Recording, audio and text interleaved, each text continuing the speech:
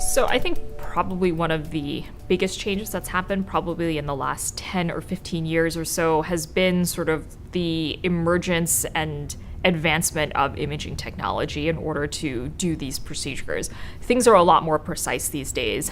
Even when we're talking about bursa injections, joint injections, we do them under ultrasound guidance. We're not doing them by feel so that we know that the medication is where it's supposed to be.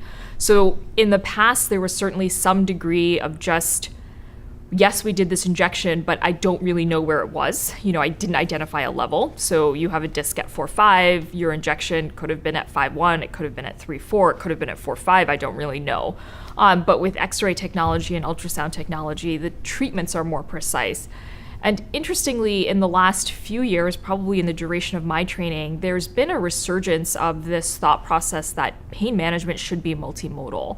Injection-based therapies certainly exist, but there's a variety of other therapies that can be considered. And those include, a whole host of new medications that have sort of come up through the woodwork over these last few years. But there's advanced interventional technologies as well, things like spinal cord stimulators, which have revolutionized treatment for low back pain and lower extremity pain, especially in that population where they've had 4 or 5 fusions and their pain just has not gotten better. This can be life-changing for folks. And then there's things that are not injection-based, not medication-based, aggressive PT, cognitive behavioral therapy, acupuncture, Reiki.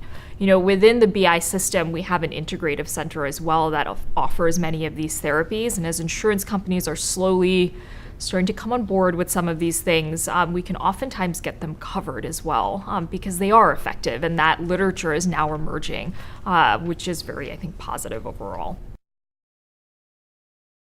I can really not recall a situation where I've had a patient come in and I've said, I have nothing else to offer you.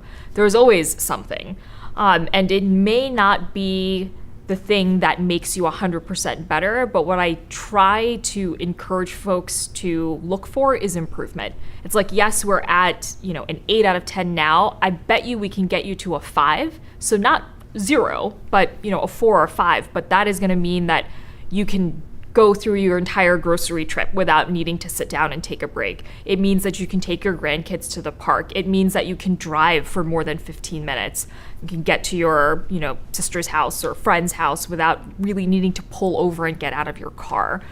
So sometimes just making those incremental changes really can improve quality of life, even though we're not necessarily resolving the underlying issue.